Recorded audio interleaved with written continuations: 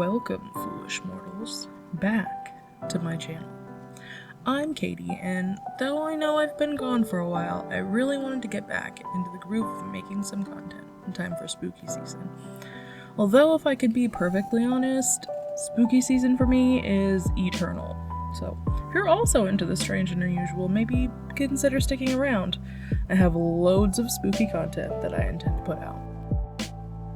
Now for today, I wanted to do a simple spooky project that would be easy for anyone to do. Basically, all you really need is yarn. Don't be scared off by that. For this project, you don't have to have any kind of knitting or crochet knowledge. If you do have any knitting or crochet knowledge, I am fully convinced that you are a witch, because that is a power I do not possess. Along with the yarn, we'll also need a pair of scissors. All that really matters is that they're nice and sharp and not too wide. Of course, we'll also need some cardboard, which I know this is a commodity we all have issues obtaining. A pro tip for you is if you spend a whole bunch of money on things that you don't need from Amazon, Jeff Bezos will send you some cardboard for free. It's really cool. Now with our cardboard, we just need a small piece, about 1 inch to 1.5 inches by like 4 or so inches, maybe 5. This is all pretty imprecise. I don't really measure things, so you can just eyeball it. Then with your little rectangle of cardboard, you have to turn him into a very cute Fresno Nightwalker and give him some little leggies. You just want to make sure his little legs aren't thinner than the scissors you have. You'll also need to put a tiny snip right on his head, and this will be the base of both of our projects. So today we will be doing 2 separate projects, and for the first one you really only need 1 color of yarn. I am using 2, but the second one's kind of optional. I got this really interesting variegated yarn that goes from a yellowy orange to a deeper rusty orange because I thought it would make it look a lot more interesting. Now optionally, you can use a bit of green yarn to add a little bit more detail and interest to your piece, which is what I will be doing. So, with our green yarn, or just another piece of the orange, you just need a short length around 4 or 5 inches, and secure it up at top where you put that little snip so it stays out of our way. Now with our main color, we're just going to go and cover his leggies with lots and lots of yarn.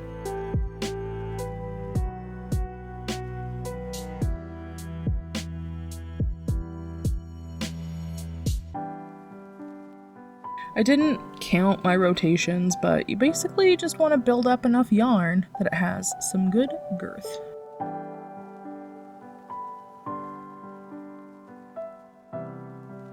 Once you're happy with your thickness, just snip off your tail. Make sure it's at least longer than half of your base, just so that he won't get lost in there. Now we're going to take our little tie piece here and pull it over our chunk.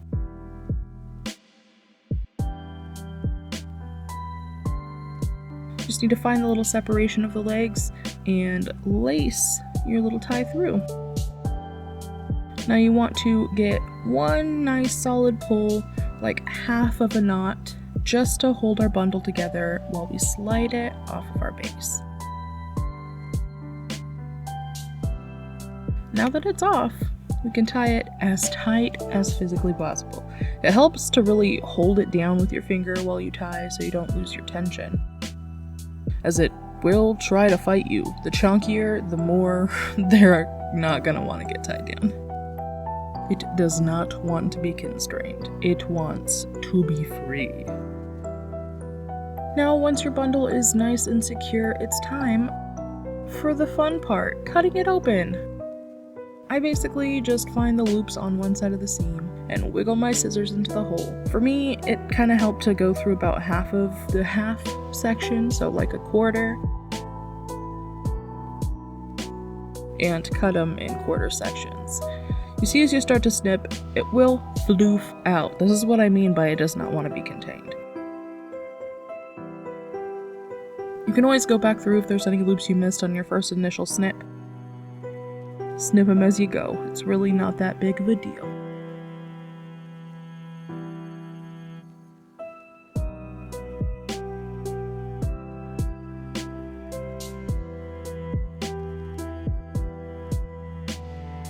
Now that your little guy is all floofy and crazy, he needs a haircut.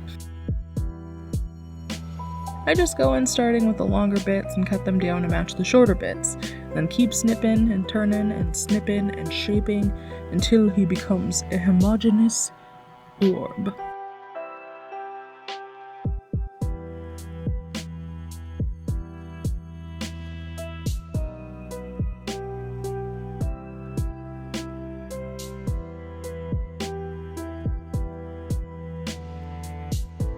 If you just want an orange pom-pom, congratulations, you are done. But we want this guy to be a little bit more shapely. So we're gonna make him into a pumpkin. For that, we just have to cut a line or two of the pieces of yarn down pretty far.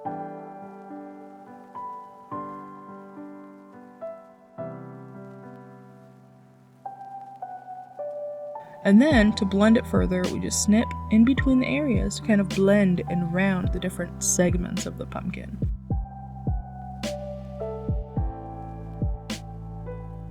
I then carry the seam up towards the butt and top of the pumpkin to make it a little bit more realistic.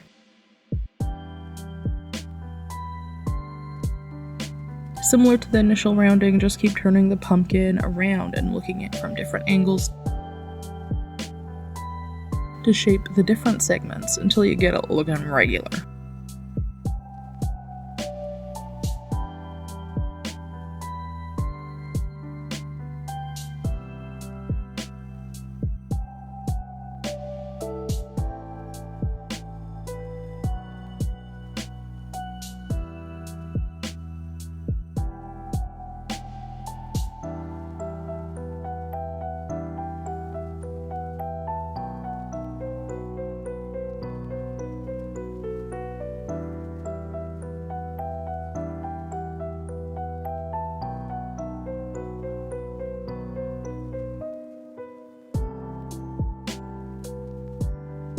Then, if you're me, you repeat the process a million times.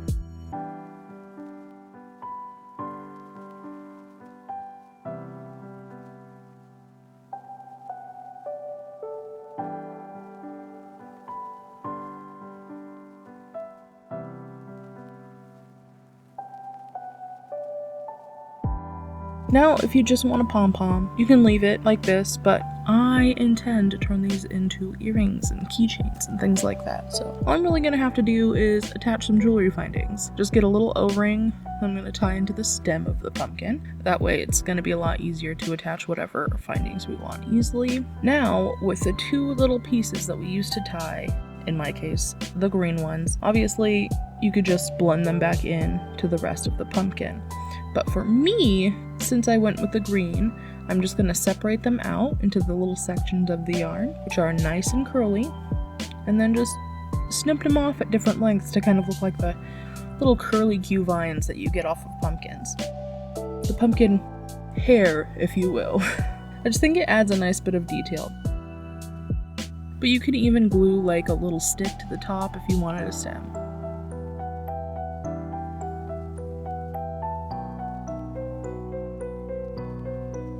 Now while the pumpkin pom-pom was a bit more complicated in the shaping and snipping department, this second project will be a bit more complex in the wrapping process. Now for this one, we need at least 3 different colors of yarn. We'll need a black, a white, and then any third color. Now I have again this cool variegated yarn that has all sorts of blues and greens. And this is the green that I actually use for my pumpkins as well. But you could use red or brown or really any third color you want. And I also grabbed a tiny bit of red yarn and blue yarn for detailing at the end. Again, these things are optional. Same as before, we start with our little leggy boy with just a piece of white yarn for my tie. And now with the tie in place, the first color we're going to be wrapping around is our black yarn. With this, we want it to be in the center area of the legs. Basically think of it in thirds. You want it to be in the middle third. And a good rule of thumb with this is just to kind of make it round. Just look at it from the side. You just want to keep rounding and mounding it up till it looks like a little hill of black in the middle of your base. And you really don't want it to spread too far out of the third that it is in, because we still have 2 other colors to add.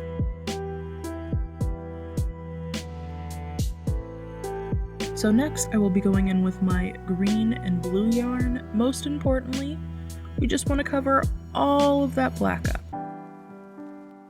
Make sure that this color doesn't go too far, as we still need room for our white as well.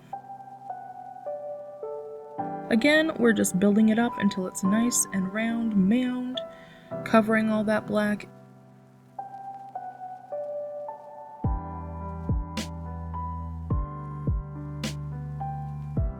And then after that, we are going in with our white yarn. Again, just covering up all of the color underneath it and build it up until it's a nice, big, chunky boy. And just like with the pumpkin, we need to pull the tie over and ease it off the base.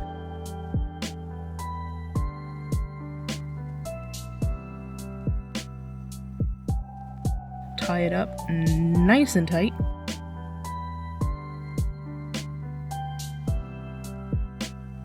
Find our little loops and start snipping.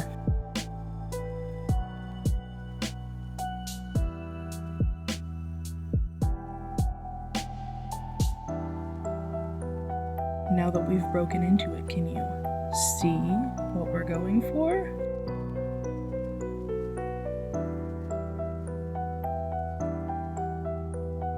You just keep going around and snipping until all those little loops are snipped. It's a bit hard to see the black loops because they're really small, but again, it's really easy to just fix while you're going in and shaping. If you find any of them, it's totally fine.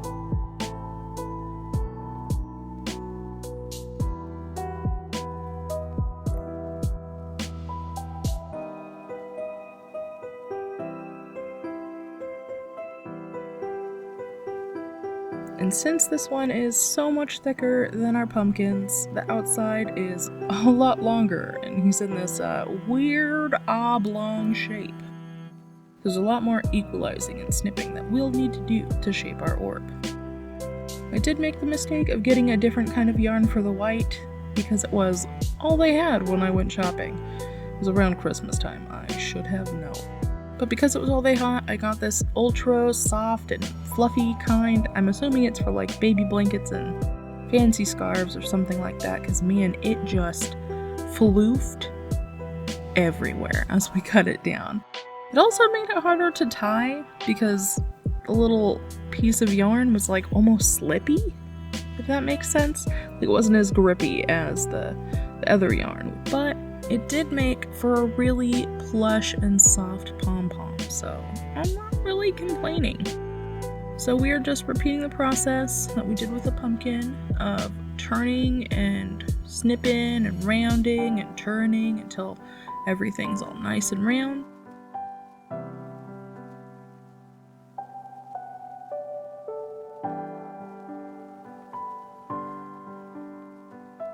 And obviously, again, if you are me, you have to make a million more of them.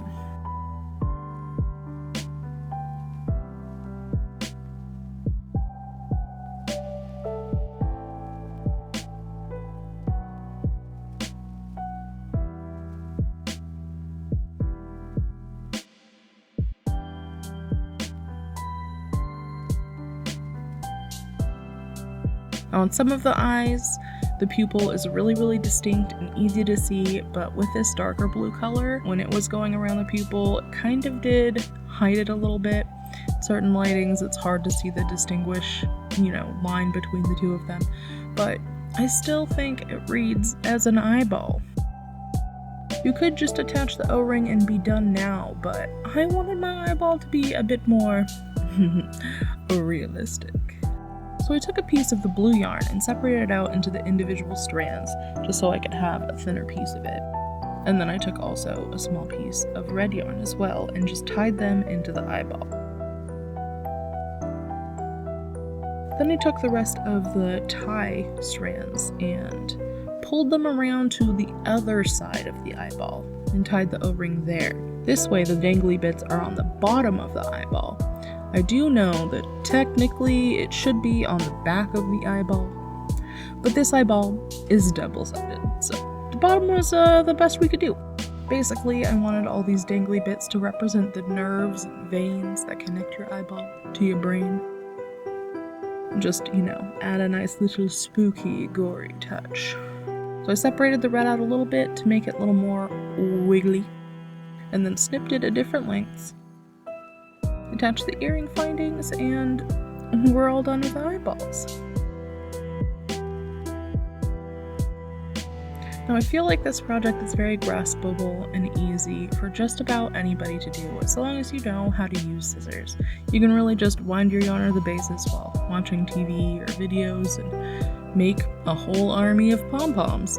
Sure, the shaping is a little bit messy, but it is pretty easy to just gather your scraps and vacuum up the fluff.